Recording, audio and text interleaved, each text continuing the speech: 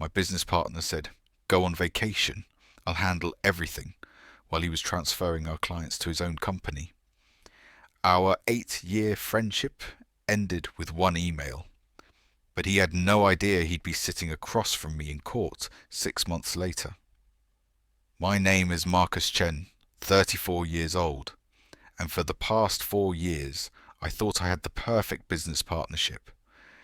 David Rodriguez and I met in business school at Northwestern. We were both ambitious, both hungry, and both convinced we could build something bigger than ourselves. After graduation, while our classmates took safe corporate jobs, we decided to start a digital marketing consultancy together. The early days were brutal. We worked 16-hour days from my studio apartment, living on ramen and coffee, cold calling potential clients until our voices gave out. But we complemented each other perfectly. I was the creative strategist, the one who could see what clients needed before they knew it themselves. David was the operations genius, the one who could turn my wild ideas into systematic, scalable processes. Our first major client was a local restaurant chain that was struggling with their online presence. Within 6 months, we tripled their social media engagement and increased their online orders by 200%. Word spread fast in Chicago's tight business community.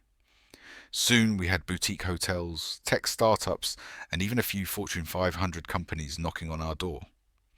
By year 2, we'd moved into a proper office in River North. By year 3, we had 8 employees.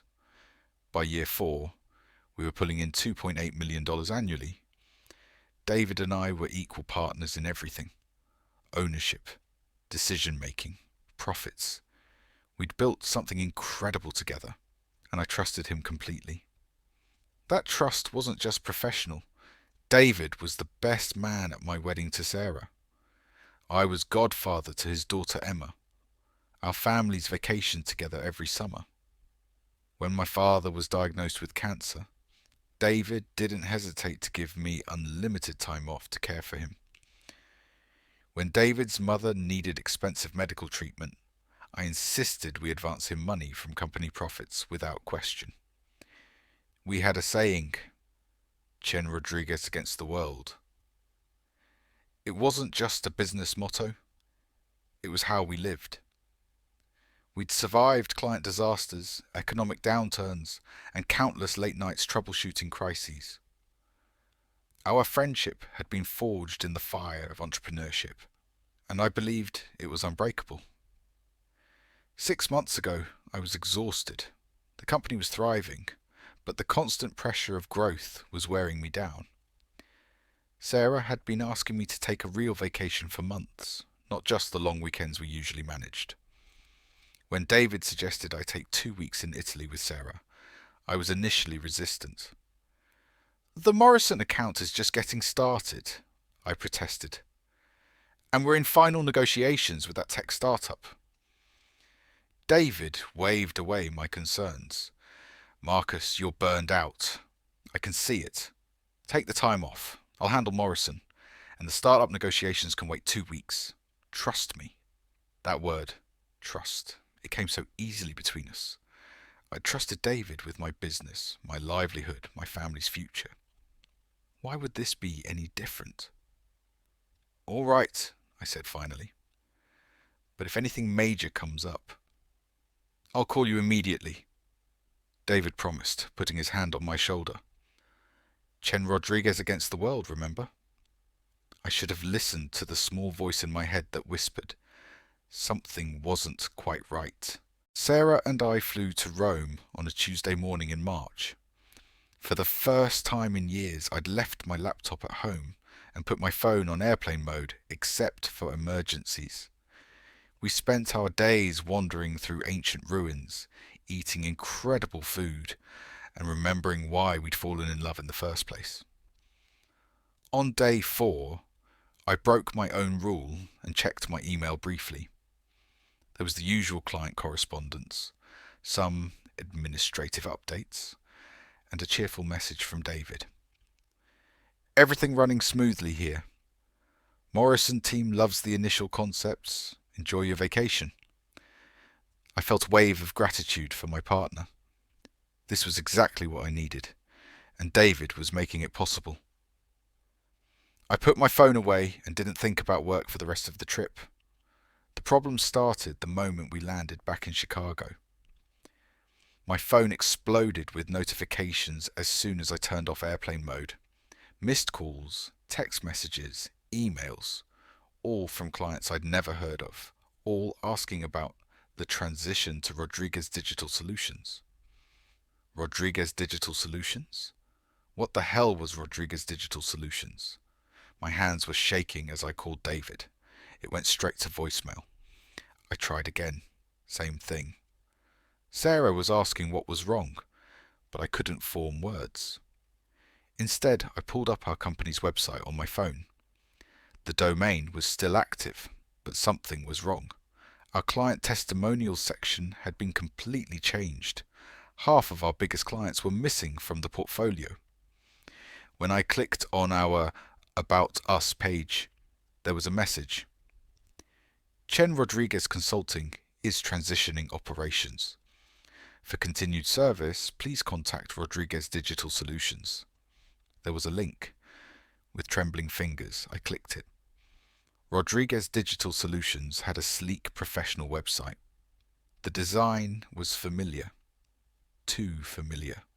It was almost identical to our site, but with one crucial difference. There was no mention of Marcus Chen anywhere. The About page featured a professional headshot of David and described him as founder and CEO of a newly launched but experienced marketing consultancy. Our clients were listed as his clients. Our case studies were presented as his work. Even our proprietary methodology, the one we'd developed together over 4 years, was described as Rodriguez's innovative approach to digital marketing. I called our office. The phone rang and rang before going to an automated message.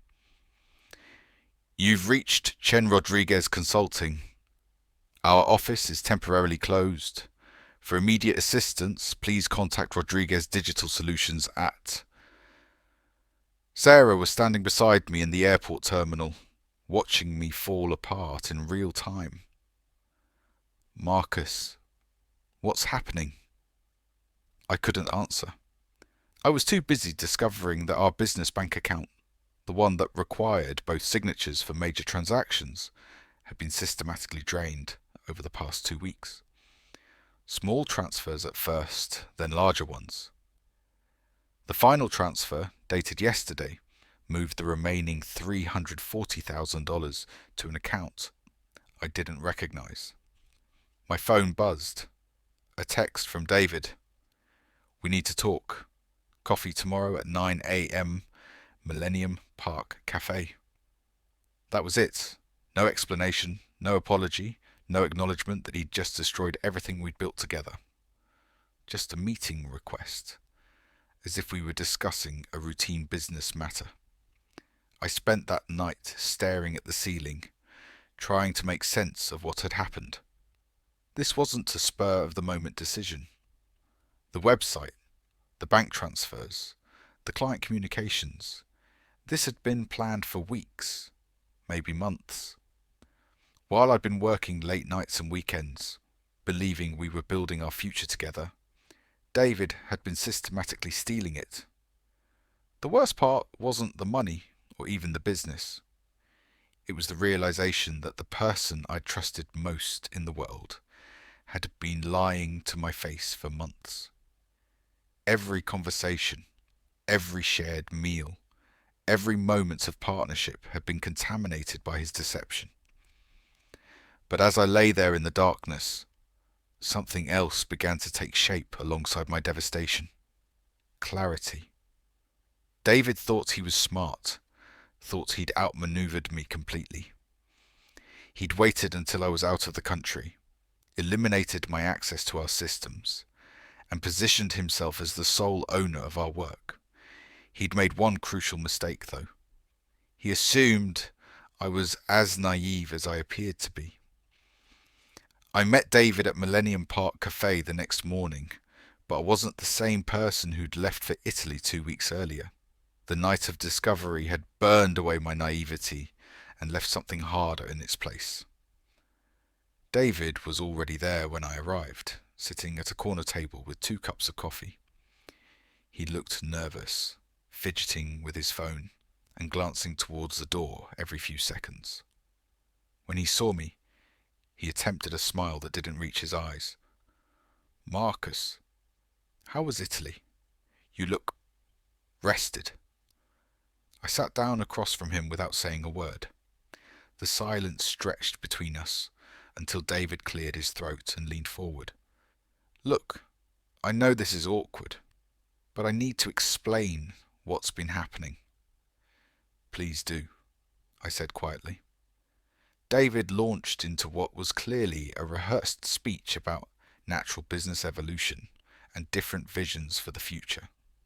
He talked about wanting to streamline operations and how he felt our partnership had run its course.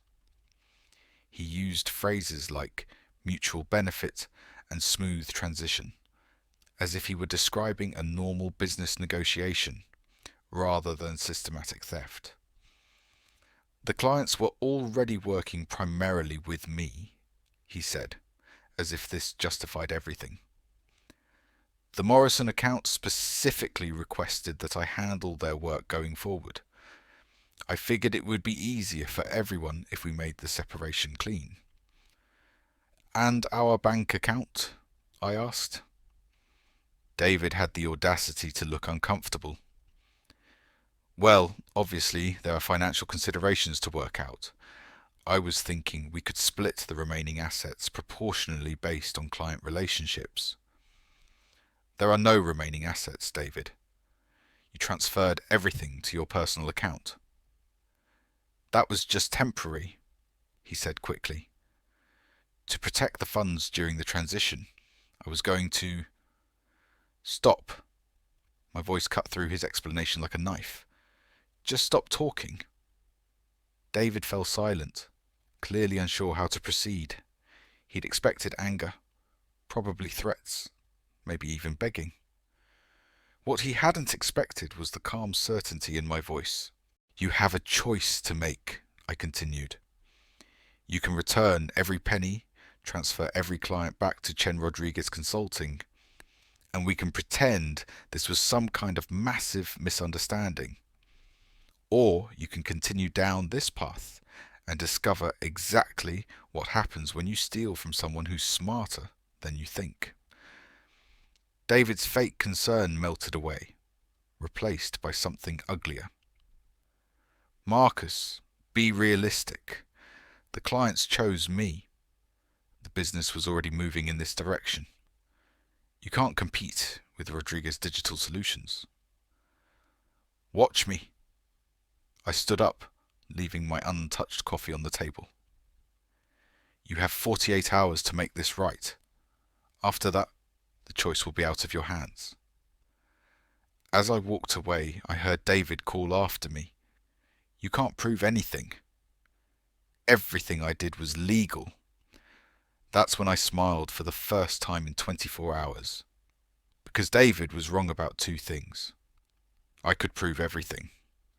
And what he'd done was very definitely not legal. You see, while David had been planning his theft, I'd been preparing for a different kind of future. 6 months earlier, after a close call with a client who tried to steal our proprietary methods, I'd hired a forensic accountant to help me implement better security measures. Part of that process involved creating detailed audit trails for all our business activities. Every email, every file transfer, every client communication was automatically backed up to a secure server that David didn't know existed. Every bank transaction was logged with timestamps and digital signatures. I had a complete record of our partnership agreement, our client contracts, and our intellectual property documentation. More importantly, I had something David didn't know about, a backup plan. 2 years earlier, When we'd been approached by a larger agency about an acquisition, I'd quietly maintained those relationships. I'd kept in touch with other successful entrepreneurs in our space. I'd built a network of contacts who knew my work and respected my abilities. David thought he'd isolated me by stealing our clients and freezing our assets. What he didn't realize was that he'd just given me the motivation I needed to build something bigger and better than what we'd had together. The 48 hours I'd given him weren't for his benefit. They were for mine. I needed time to make some calls. David didn't call in 48 hours. I hadn't expected him to. He was too arrogant, too convinced of his own cleverness to believe I posed any real threat. That arrogance was about to cost him everything. On Thursday morning, I walked into the offices of Morrison & Associates, David's biggest stolen client. The CEO, Jennifer Morrison, greeted me with surprise and genuine warmth. "Marcus, I thought you'd left the consulting business. David told us you decided to pursue other opportunities." "That's interesting," I replied, because I never spoke to David about leaving anything. In fact, I'd love to hear exactly what he told you about our transition. An hour later, Jennifer Morrison was staring at printed copies of David's emails to her team. Emails where he'd explicitly claimed that I had abandoned our partnership and that he was stepping in to ensure continuity of service. Emails where he'd presented our joint work as his solo efforts. "This is fraud," Jennifer said quietly. "He's been billing us for your work while claiming he created it himself." "That's just one client," I replied. "I have similar documentation for every account he transferred." By Friday, I'd visited 6 more clients. Each meeting followed the same pattern. Initial confusion, growing anger as they realized they'd been deceived, and immediate interest in returning to work with me through my new company, Chen Strategic Solutions. But the clients were just the beginning. While David had been focused on the flashy, visible aspects of our business, he'd overlooked the less glamorous but legally critical details, like the fact that our partnership agreement explicitly prohibited either partner from soliciting clients for a competing business, like the fact that our intellectual property agreements required mutual consent for any use of our joint work, like the fact that transferring company funds without proper authorization constituted embezzlement under Illinois law. I spent the weekend preparing a comprehensive legal filing with the help of Sarah's brother, a corporate attorney who specialized in partnership disputes. We had documentation of contract violations, theft of intellectual property, fraudulent client communications, and illegal transfer of funds. The evidence was overwhelming and undeniable. Monday morning, David received 3 pieces of mail at his new office. The first was a cease and desist letter, demanding immediate return of all stolen assets. The second was a civil lawsuit seeking damages for partnership violations, theft of intellectual property, and fraudulent business practices. The third was a copy of the criminal complaint I'd filed with the Cook County District Attorney's Office for embezzlement and fraud. His lawyer called mine by noon. David wanted to discuss a settlement. The settlement meeting took place the following Thursday in a conference room downtown. David walked in looking like he hadn't slept in days. Gone was the confident entrepreneur who'd tried to explain away his theft at the coffee shop. In his place sat a man who'd finally realized the magnitude of his mistakes. "Marcus," he began, "I think we can work this out reasonably." "You're returning every penny," I interrupted. "You're transferring every client back to me. You're signing a public admission that you violated our partnership agreement, and you're paying my legal fees. That would ruin me, David protested. You ruined yourself, I replied. I'm just making sure there are consequences. The final settlement was even better than I'd hoped. David returned all stolen funds plus 20% interest. He transferred every client back to Chen's Strategic Solutions and signed a legally binding agreement never to contact them again. He issued public statements admitting to his violations and recommending that anyone considering his services work with me instead. Most satisfying of all, he was required to shut down Rodriguez Digital Solutions entirely and was barred from using any of our joint intellectual property for 5 years. 6 months later, Chen's Strategic Solutions was thriving. The stolen clients had returned with new contracts worth 40% more than their previous agreements. Word of how I'd handled David's betrayal had spread through Chicago's business community, earning me a reputation for both brilliance and integrity that attracted even more clients. David, meanwhile, had moved to Phoenix and taken a job as a marketing manager at someone else's company. His dreams of entrepreneurial success had died in that conference room, killed by his own greed and short-sightedness. Sometimes I wonder if there was another way, if our friendship could have survived if he'd made different choices. But then I remember the calculated nature of his deception, the months of lies, the complete absence of remorse until he faced legal consequences. Some bridges, once burned, can never be rebuilt. But sometimes the fire clears the way for something better to grow in its place. The lesson wasn't just about business or partnership agreements. It was about the value of preparation, the importance of documentation, and the power of responding to betrayal, not with emotion, but with strategy. David had gambled that I was naive enough to let him steal my life's work. He lost that bet, and it cost him everything. Justice, it turns out, isn't always swift, but when it comes, it's absolute.